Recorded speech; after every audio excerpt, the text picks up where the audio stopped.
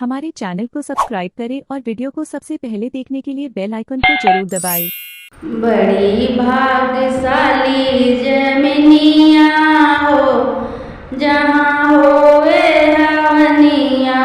बड़ी भाग्यशाली जमनिया हो जहाँ होवे हवनिया। हवन सद सुने ब्रह्मा जी आए। हवन सद सुने ब्रह्मा जी आए। संग में ब्रह्माणी रनिया हो जहाँ होवे हवनिया। संग में ब्रह्माणी रनिया हो जहाँ होवे हवनिया। बड़ी भाग्यशाली जमनिया हो जहाँ होवे हवनिया।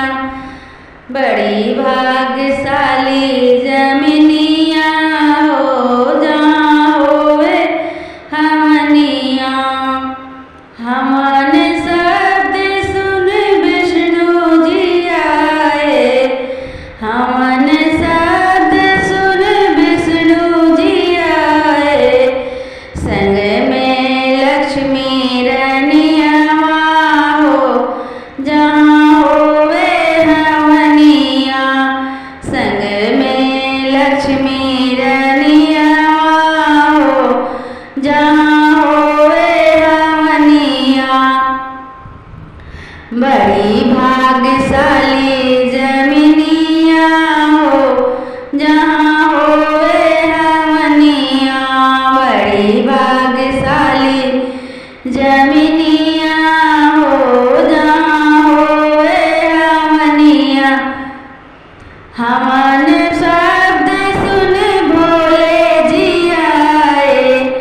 हवन शब्द सुन भोले जी आए। संग में गौरा रनिया हो जहाँ होवे हवनिया। बड़ी भाग्यशाली जमनिया हो जहाँ होवे हवनिया। हवन शब्द सुन राम जी आए। हवन शब्द सुन राम जी आए। संग में सीता रनिया हो जहाँ होवे हवनिया। संग में सीता रनिया हो जहाँ होवे हवनिया। बड़ी भाग्यशाली जमनिया हो जहाँ होवे हवनिया। हवन शब्द सुन कान्हा जी आए। हवन शब्द सुन कान्हा जी आए।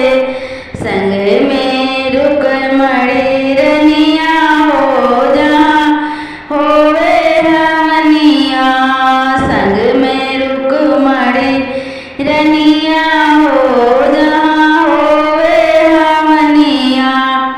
बड़ी भाग्यशाली जमनिया हो जहाँ होवे हवनिया। बड़ी भाग्यशाली जमनिया हो जहाँ होवे हवनिया। अगर आपको ऐसे ही गाने भजन कीर्तन सुनना है तो मेरे चैनल को सब्सक्राइब करें और बेल आइकन को प्रेस करना ना भूलें। धन्यवाद।